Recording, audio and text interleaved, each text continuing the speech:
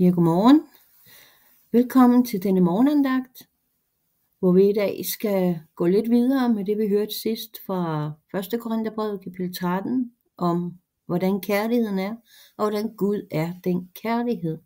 Det er Lone her, og du er velkommen til at tage din bibel frem, så du lige kan se med i den. Og i dag, der vil vi gå til Jeremias' bog i Gamle Testamente, og der skal vi ind i kapitel 29, vers 11-14.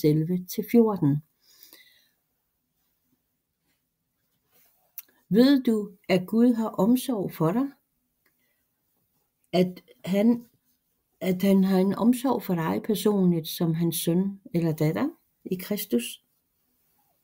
Ved du, at Gud hver eneste dag vil møde dig med sin barmhjertighed, så du oplever den? Ved du, at Gud han kender og ved alt, hvad du oplever er igennem, og at han har en vej for dig, uanset hvad det er? Hvordan kan du opleve Guds omsorg for netop dig? Det kan du ved at læse om det, ved at høre om det, ud fra Guds ord, hvad han selv siger om det. Og hvordan kan du opleve, at Gud hver eneste dag møder dig personligt med sin barmhjertighed, med sin omsorg? Fordi barmhjertighed betyder omsorg. At han har omsorg, og han har medfølelse. Og han har en vej for dig. Hvor du kan opleve hans indgriben i dit liv. Det kan du ved at kalde på ham. Ved at du bærer alting frem for ham i bøn. Hvor du kommer til ham med et ægte og oprigtigt hjerte. Hvordan kan du lære, og hvordan kan du se den vej, han har netop for dig i netop den situation, som du beder om? Det kan du ved at læse om det i hans ord. Du kan også ved at lægge det i hans hænder. Og så kan du ved at vælge at tro ham for, at det han siger i sit ord også gælder dig.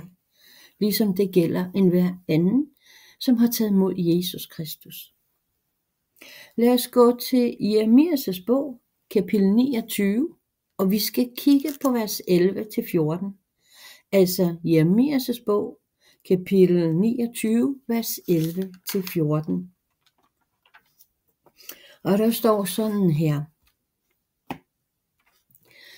For jeg ved, siger Herren, hvilken tanker jeg tænker om jer. Tanker om fred og ikke om ulykke, at jeg må give jer fremtid og håb. Kalder I på mig, så vil jeg svare jer. Beder I til mig, vil jeg høre jer. Leder I efter mig, skal I finde mig, hvis det er, I søger mig af hele jeres hjerte, så vil jeg lade mig finde af jer, lyder det fra Herren, og så vil jeg vinde jeres skæbne. Så her ser vi, at Gud selv siger til dig, at han tænker tanker for dig. Så hvad end du bærer frem for ham, så tænker han tanker for dig. Han tænker planer for dig. Han har en vej for dig, men han har også omsorg for dig. For det øjeblik, du bærer det frem for ham, så kan han møde dig med sit nærvær ved Helligånden og omslutte dig og give dig ny styrke og kraft. Og så kan han vise dig, hvilken vej han har for dig. Og det er ved Helligånden, han gør det. Og det, der sker, det er Helligånden, der gør, at vi kan se den vej, at vi kan forstå den vej, som Gud har til os i enhver situation.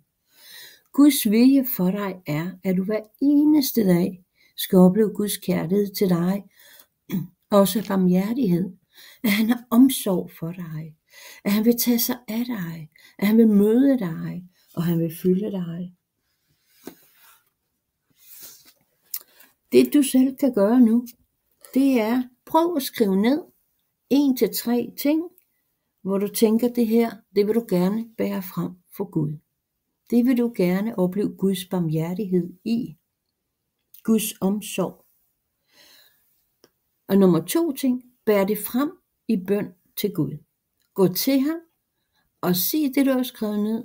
Og sig til ham, bed til ham om, at du gerne vil, han viser dig hans vej eller hans hjælp, hvad han end har for dig i det, som du har bedt ham om.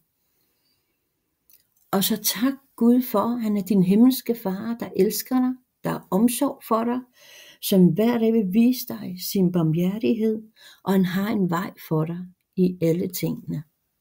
Gud velsigne din dag.